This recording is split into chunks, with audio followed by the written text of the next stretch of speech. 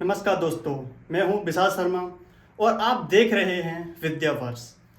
अगर आप इंजीनियर कर रहे हैं या डिप्लोमा पूरा कर चुके हैं और एक शानदार सरकारी नौकरी की तलाश में हैं, तो आज की यह वीडियो आपके लिए बेहद महत्वपूर्ण है। आज हम बात करेंगे एसएससी जेई के बारे में। आखिर एसएससी जेई क्या होता है, इसमें कौन आवेदन कर सकता है, कितनी सैलरी मिलती है, परीक्षा कैसे होती है, कौन कौन से विभागों में नौकरी मिलती है और तैयारी कैसे करें ताकि आपकी पहली ही कोशिश में सफलता मिलने की संभावना बढ़ जाए। अगर आप एसएससी जेई के बारे में पूरी जानकारी चाहते हैं तो वीडियो को अंत तक जरूर देखें, क्योंकि आज की वीडियो के बाद आपके लगभग सभी सवालों के जवाब मिल जाएंगे। तो चलिए शुरू करते हैं। सबसे पहले जानते हैं कि एसएससी जेई का पूरा नाम क्या है। एसएससी का मतलब है स्टाफ सिलेक्शन कमीशन और जेई का मतलब है जूनियर इंजीनियर। यानी यह परीक्षा भारत सरकार के विभिन्न विभागों में जूनियर इंजीनियर की भर्ती के लिए आयोजित की जाती है।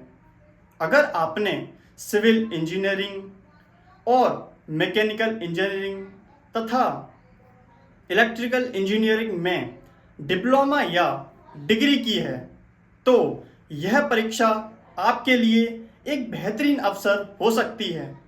एसएससी जेई में नौकरी कहाँ मिलती है, आइए जान लेते हैं।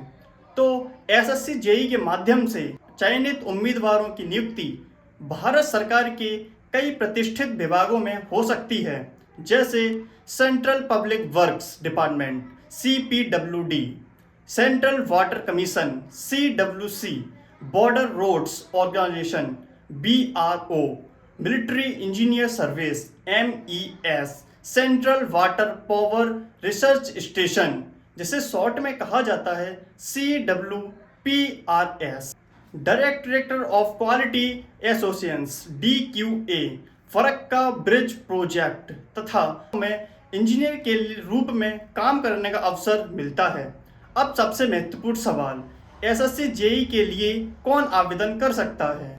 यदि आपने निम्न में से किसी एक शाखा में मान्यता प्राप्त संस्थान से डिप्लोमा या डिग्री प्राप्त की है तो आप आवेदन कर सकते हैं।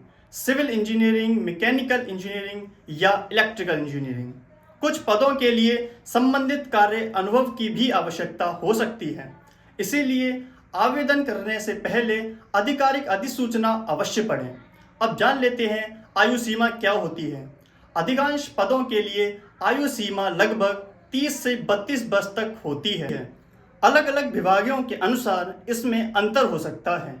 आरक्षित वर्गों को सरकार के नियमों के अनुसार आयु में छूट भी दी जाती है। एसएससी जेई की परीक्षा कैसे होती है, चलिए जान लेते हैं। एसएससी जेई की चयन प्रक्रिया मुख्य रूप से 2 चरणों में होती है, पहला चरण तथा दूसरा चरण।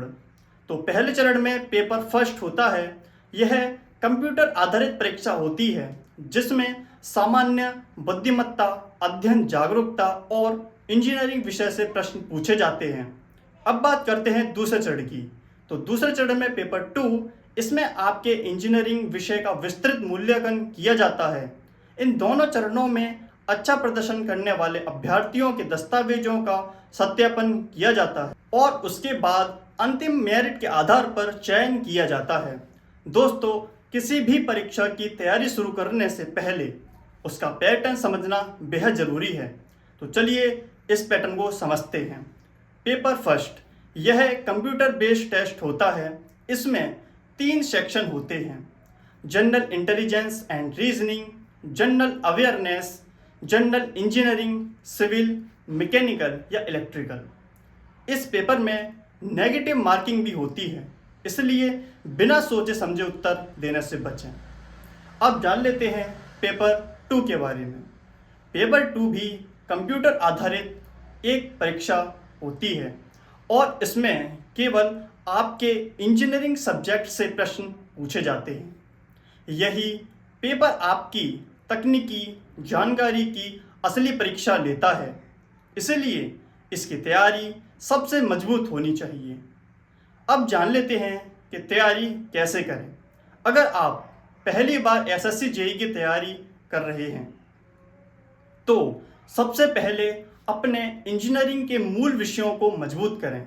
इसके बाद पिछले वर्षों के प्रश्न पत्र अवश्य हल करें, नियमित मॉक टेस्ट दें और रोजाना करंट अफेयर्स और सामान्य ज्ञान पढ़ें। एक निश्चित टाइम टेबल बनाकर लगातार पढ़ाई करें। याद रखिए, एसएससी जेईई में सफलता केवल मेहनत से नहीं बल्कि सही रणनीति और निरंतर अभ्यास से मिलती है। अब बात करते हैं एसएससी जेईई के एग्जाम पैटर्न की। अब सवाल आता है कि आखिर पढ़ना क्या है। अगर आप सिविल इंजीनियरिंग से हैं तो building materials, RCC, steel structure, surviving, soil machine, environmental engineering, transportation engineering जैसे विषयों पर अच्छी पकड़ बनाइए।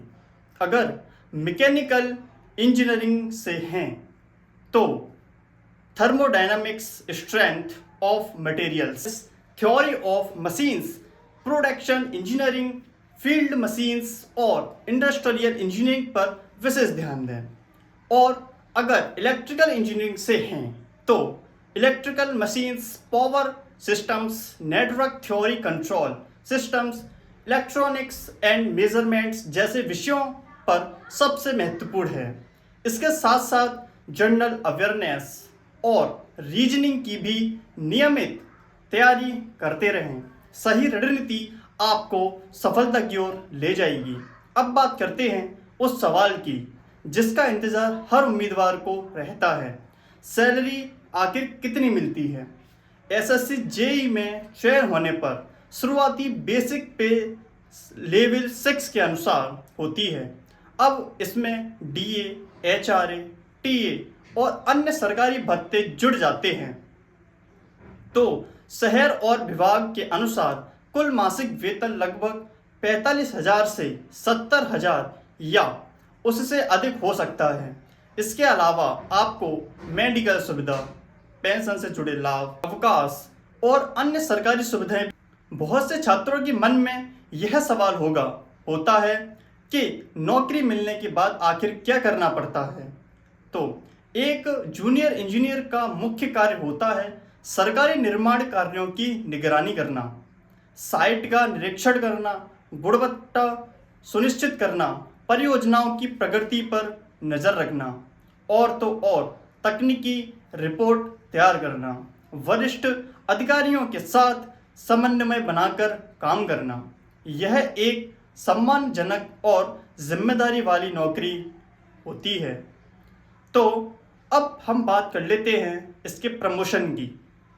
तो इसके प्रमोशन की बात करी जाए, एसएससी जेईई में अनुभव और विभागीय परीक्षाओं के आधार पर समय समय पर पदोन्नति मिलती है तथा जूनियर इंजीनियरिंग से आगे बढ़कर आप सीनियर इंजीनियरिंग और अन्य उच्च पदों तक पहुंच सकते हैं। अगर आप लगातार अच्छा कार्य करते हैं तो आपका करियर काफ़ी अच्छा बन सकता है। अगर आप पहली बार तैयारी कर रहे हैं तो ये 5 बातें हमेशा याद रखें जो मैं आपको बताने वाला हूँ। पहली बात, सबसे पहले इंजीनियरिंग सब्जेक्ट की मजबूत करें। दूसरी बात, पिछले 8 से 10 वर्षों के प्रश्न पत्र जरूर हल करें। तीसरी बात, रोज कम से कम एक मॉक टेस्ट जरूर दें। चौथी बात, अपनी गलतियों का विश्लेषण करें। पांचवी बात, रोजाना 6 से 8 घंटे नियमित पढ़ाई करें। अगर आपकी एसएससी जेईई के बारे में यह जानकारी पसंद आई हो तो इस वीडियो को लाइक ज़रूर करें और इसे अपने उन दोस्तों के साथ शेयर ज़रूर करें जो इंजीनियरिंग कर रहे हैं या सरकारी नौकरी की तैयारी कर रहे हैं। क्योंकि अगर आप एसएससी, रेलवे, बैंकिंग, यूपीएससी और अन्य सरकारी नौकरियों से जुड़ी ऐसी ही आसान भाषा और भरोसेमंद जानकारी चाहते हैं तो हमारे चैनल विद्यावर्ष को ज़रूर सब्सक्राइब करें और बेल आइकन दबाना बिल्कुल ना भूलें। तो नीचे कमेंट करके बताइए कि अगली वीडियो आप किस टॉपिक पर देखना चाहते हैं। मैं मिलूँगा आपसे अगली वीडियो में मैं एक नई और उपयोगी जानकारी के साथ। तब तक के लिए धन्यवाद। जय हिंद, वंदे मातरम।